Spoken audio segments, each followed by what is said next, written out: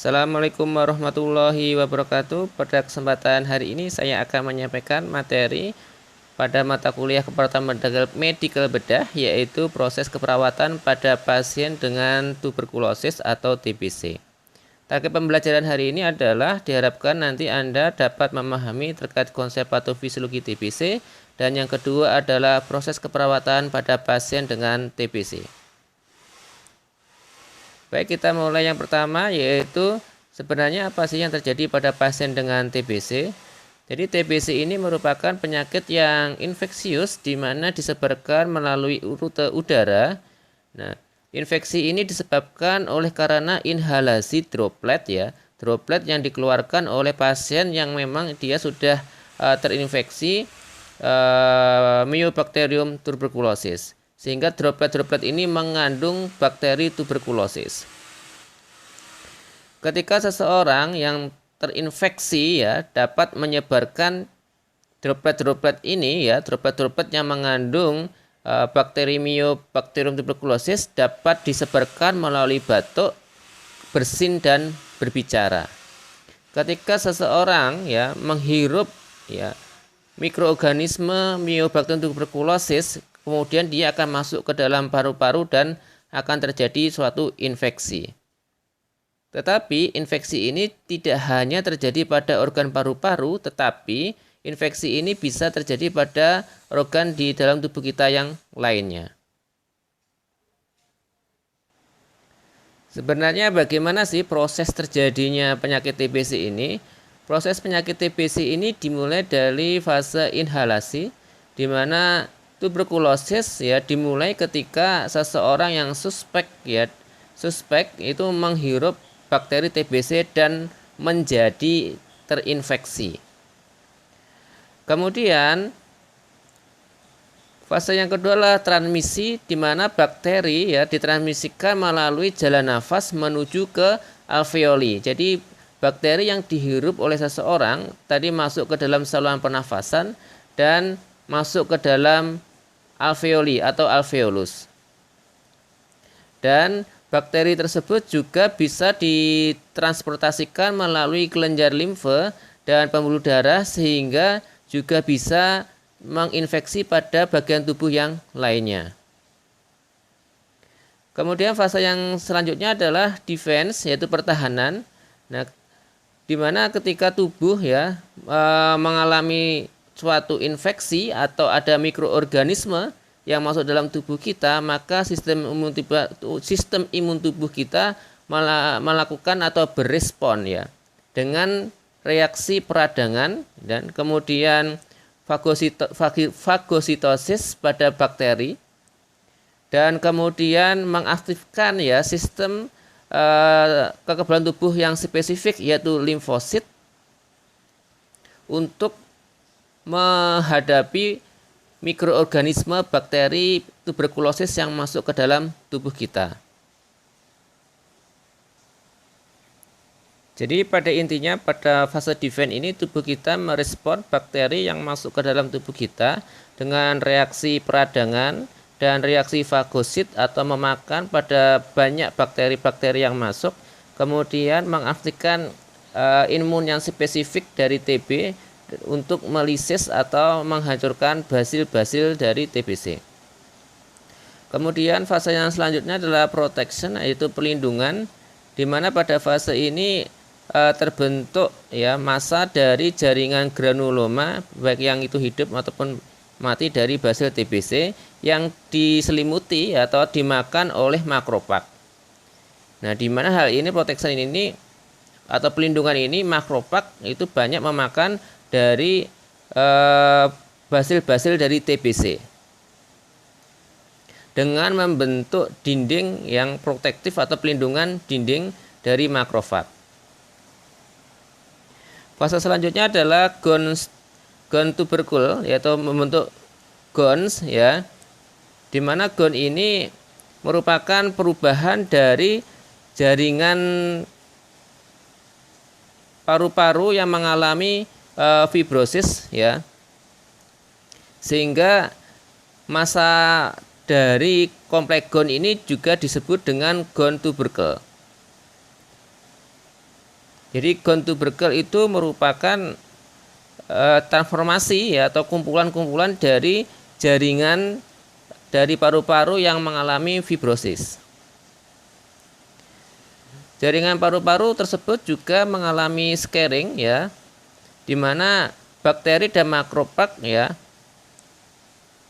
berubah ya menjadi massa yang sifatnya perkejuan ya, cisi massa ya, yang menjadi kalsifat dan membuat atau menjadi bentuk jaringan skar yang sifatnya kolagenus.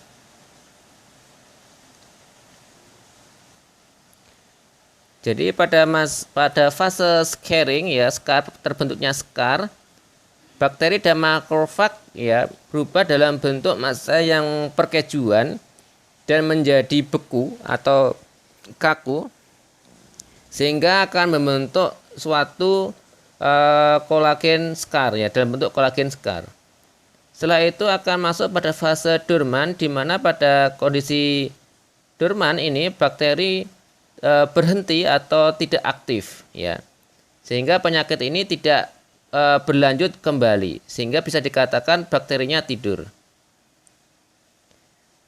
Aktivasi ya, pada fase aktivasi ini terjadi ketika sistem imun dalam tubuh si pasien itu akan mengalami penurunan, sehingga bakteri yang dorman itu bisa aktif kembali ataupun bisa terjadi infeksi berulang oleh bakteri TBC.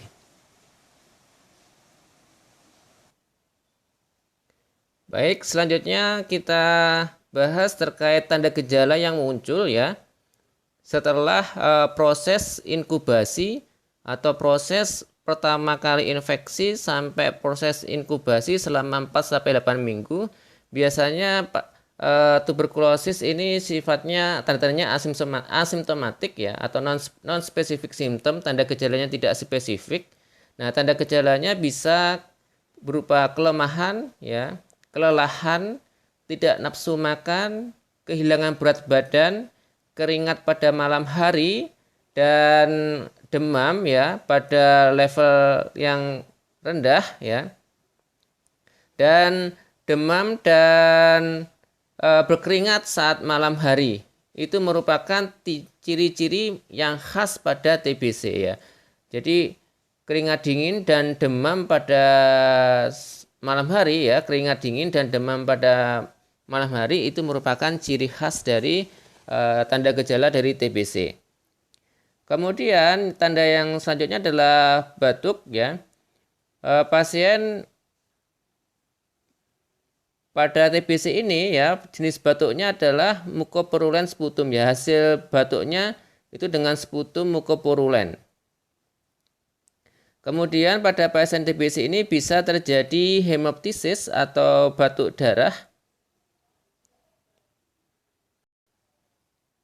Kemudian tanda selanjutnya adalah ya, nyeri dada ya. Biasanya pasien juga mengeluh nyeri pada dada, bagian-bagian pada dada yang menunjukkan tidak kenyamanan ya.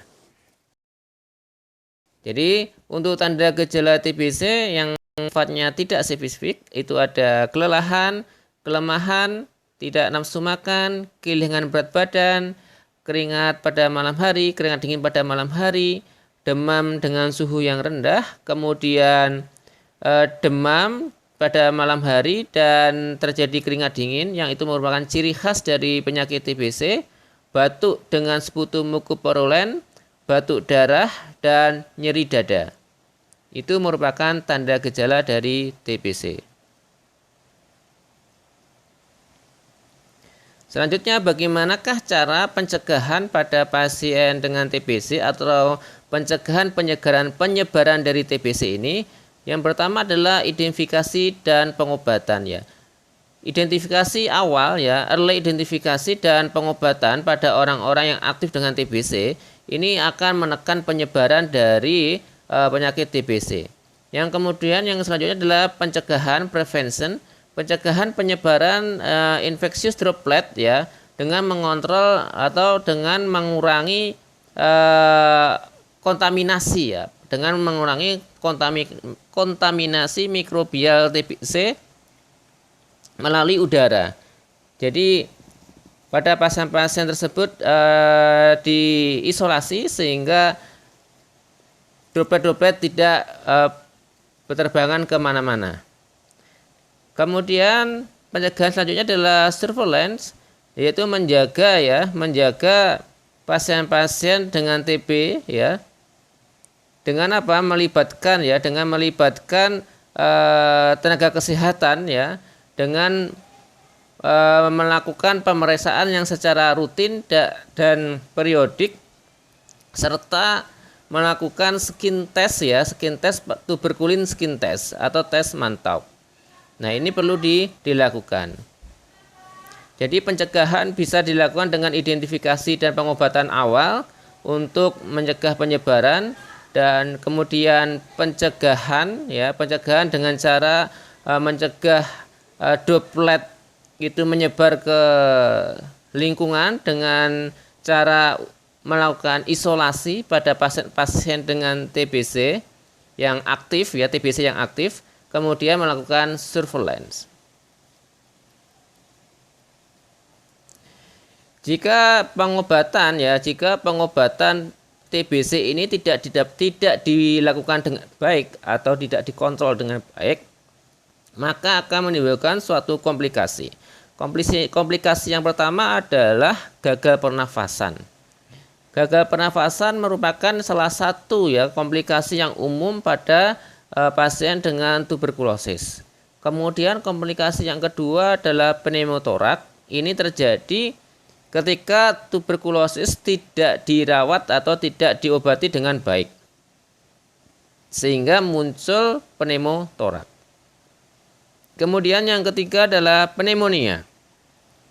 Pneumonia ini merupakan komplikasi yang sangat fatal dari TBC, karena pada pneumonia ini terjadi infeksi pada seluruh area paru-paru. Jadi pengobatannya bisa dikatakan gagal. Jadi komplikasi yang dapat muncul yang pertama adalah gagal pernafasan, pneumotoraks terakumulasi udara di dalam paru-paru, kemudian pneumonia, infeksi pada seluruh area paru-paru. Untuk pemeriksaan diagnostik yang dapat dilakukan adalah yang pertama adalah tes mantok atau skin test positif mantok skin test. Ini menunjukkan paparan tuberkulosis yang diakibatkan oleh berkembangnya imun kita yang memediasi imun kita. Biasanya diambil antara 2 sampai 10 minggu dari waktu paparan.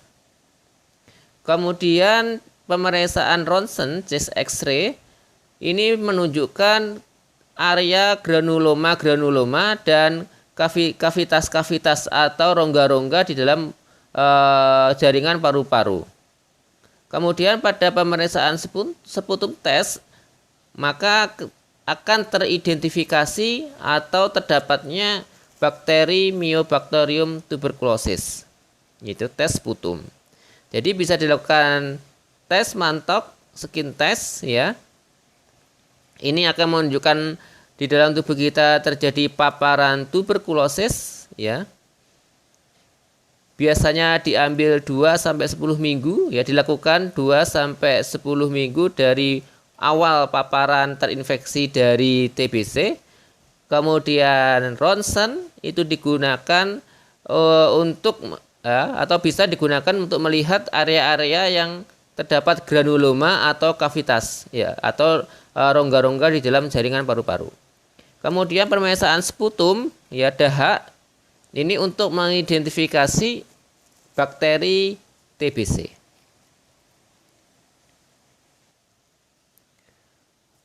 Selanjutnya adalah pengobatan medis yang dapat dilakukan. Yang pertama adalah jadi pada penyakit TBC ini pengobatan agen pengobatan dengan menggunakan obat-obat anti tuberkulosis itu bisa dilakukan selama 6 sampai 12 bulan. Nah, pengobatan lini pertama agen lini pertama pada tuberkulosis bisa diberikan isoniazid atau INH, kemudian rifampicin RIF, etambutol EMB, dan pirazinamid. Pada TB aktif ya kebanyakan dewasa yang dengan aktif TB direkomendasikan dalam dosis atau menggunakan dosis dari 4 jenis obat tersebut selama 2 bulan. Jadi kalau TB aktif selama 2 bulan menggunakan 4 jenis obat tersebut, yaitu isoniazid, rifampicin, etambutol, dan pirazinamid. Kemudian diikuti pada 4 bulan berikutnya yaitu INH dan rifampicin. Pada TB laten biasanya dirawat selama 9 bulan. Untuk panduan pengobatan direkomendasikan untuk kasus diagnosa awal pertama kali terkena TBC dibagi menjadi 2 bagian, yaitu yang pertama adalah fase perawatan dengan initial treatment, dan yang kedua adalah fase lanjutan atau continuation fase.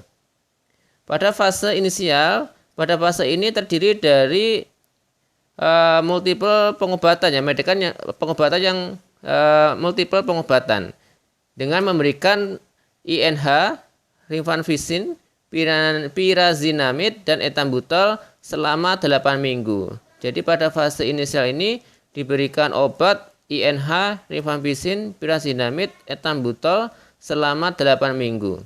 Pada fase lanjutan atau continuation fase, di mana pada fase ini perawatannya atau pengobatannya diberikan INH dan rifampicin atau INH dengan rifapetin. Dan terakhir selama 4 atau selama 7 bulan.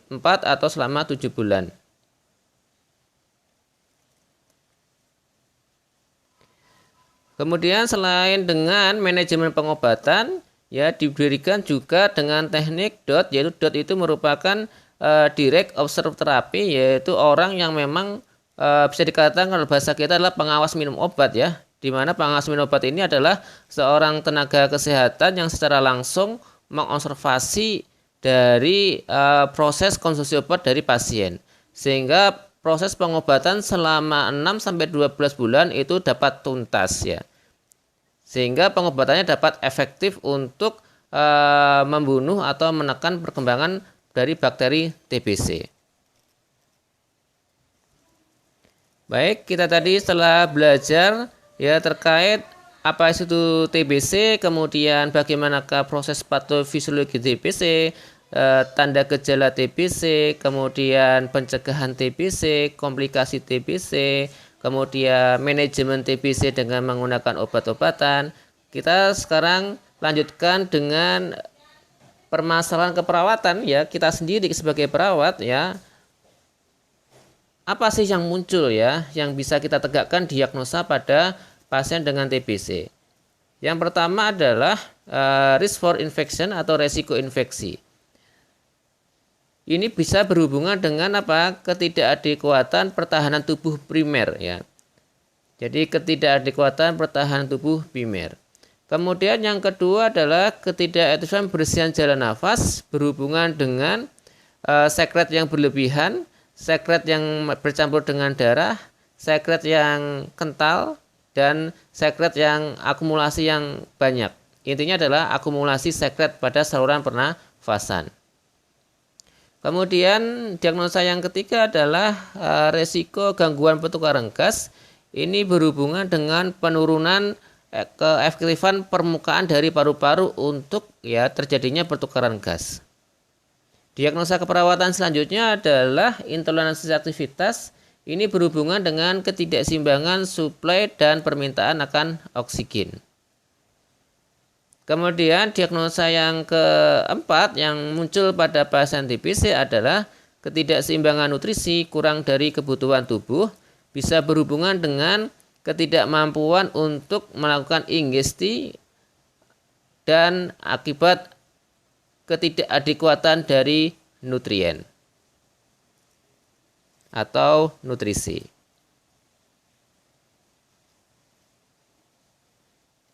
Setelah kita menetapkan diagnosa keperawatan atau masalah keperawatan yang muncul pada pasien, selanjutnya apa yang menjadi target ketercapaian hasil dari masalah keperawatan tersebut?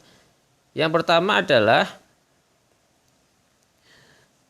tujuan utama adalah meningkatkan bersihan jalan nafas ya. Jadi meningkatkan bersihan jalan nafas. Kemudian yang kedua adalah pengobatan dapat komplit atau dapat terpenuhi selama 6 sampai 12 bulan. Kemudian aktivitas meningkat ya. Aktivitas meningkat dan nutrisi menjadi adekuat. Target selanjutnya adalah pencegahan penyebaran infeksi dari TBC. Jadi ini merupakan target hasil dari keperawatan untuk menyelesaikan masalah-masalah yang muncul. Yang pertama adalah jalan nafas menjadi efektif. Yang kedua adalah pengobatan komplit atau tercapai selama 6 sampai 12 bulan. Kemudian aktivitas pasien meningkat, nutrisi pasien adekuat, pencegahan penyebaran infeksi dari TBC. Untuk mencapai ya target-target yang diharapkan, maka dapat kita tetapkan rencana keperawatan untuk menyelesaikan masalah keperawatan yang muncul pada pasien TBC. Berikut ini adalah beberapa intervensi yang dapat kita lakukan untuk diberikan kepada pasien dengan infeksi Mycobacterium tuberculosis. Nah, yang pertama adalah untuk meningkatkan bersihan jalan nafas ya. Kita sebagai perawat dapat menginstruksikan ke pasien ya tentang posisi yang tepat untuk memfasilitasi drainase ya. Drainase di sini adalah untuk memfasilitasi pengeluaran dari sekret yang ada dalam saluran pernafasan, dan kita tingkatkan intake cairan untuk meningkatkan hidrasi yang secara sistemik. Kemudian intervensi yang kedua adalah adherent to treatment regimen ya. Pengobatan yang sesuai ya. Perawat di sini harus memberikan pendidikan kepada pasien dengan TBC dan mengkomunikasikan apa sih penyakit TBC itu dan bagaimana cara pengobatan TBC sehingga ya pasien memahami ya terkait tentang TBC dan pengobatan yang benar untuk ya mencegah transmisi dan mencegah penyebaran. Jadi tugas kita di sini adalah dalam pengobatan TBC ya, dalam pengobatan TBC ini adalah kita memberikan pengajaran, kita memberikan edukasi kepada pasien terkait penyakit TBC, kemudian pengobatan TBC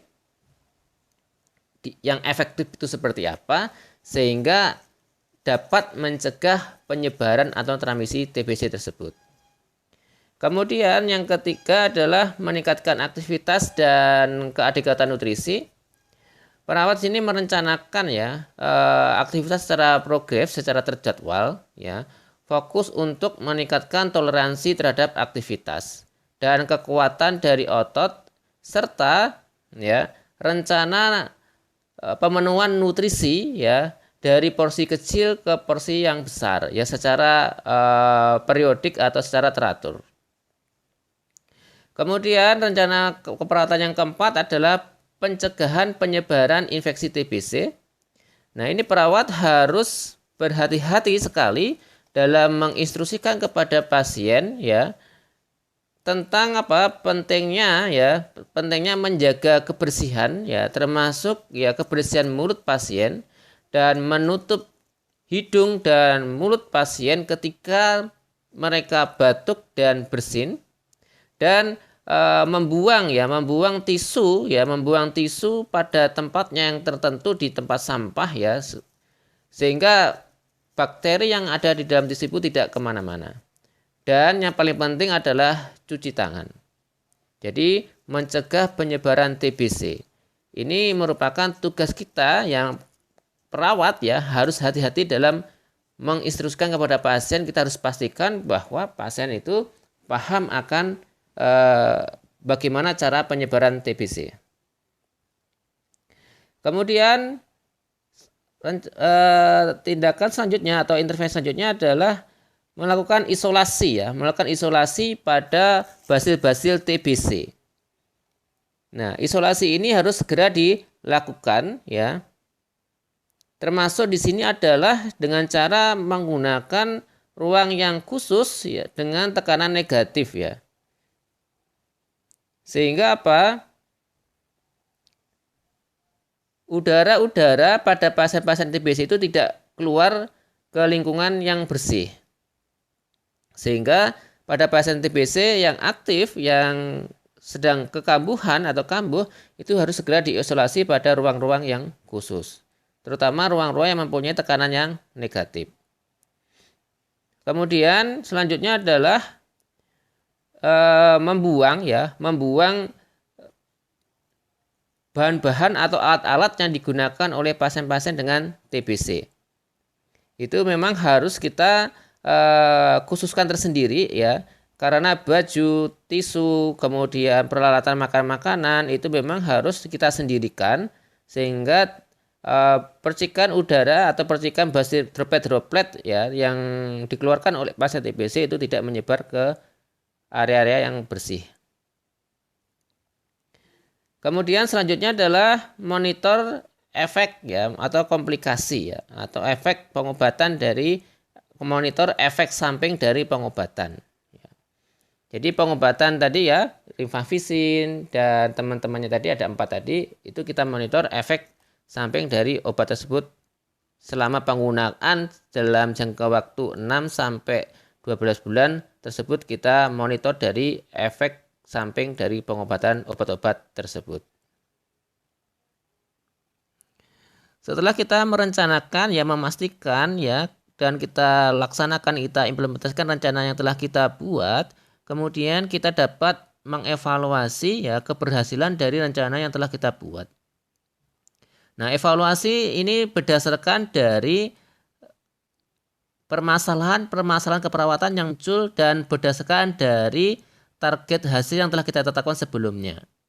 Maka kita dapat evaluasi apakah pada pasien ini jalan nafasnya meningkat, dan apakah proses pengobatannya itu efektif. Kemudian apakah yang ketiga adalah apakah aktivitasnya dapat meningkat dan nutrisi adekuat, dan apakah pasien dapat menerapkan atau pencegahan terhadap penyebaran dari infeksi TBC.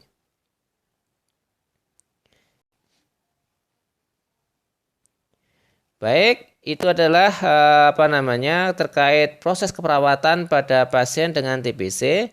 Jadi dalam proses keperawatan kita mulai dari pengkajian, kemudian menentukan masalah keperawatan, kemudian menentukan intervensi keperawatan, selanjutnya kita implementasikan, kemudian kita evaluasi.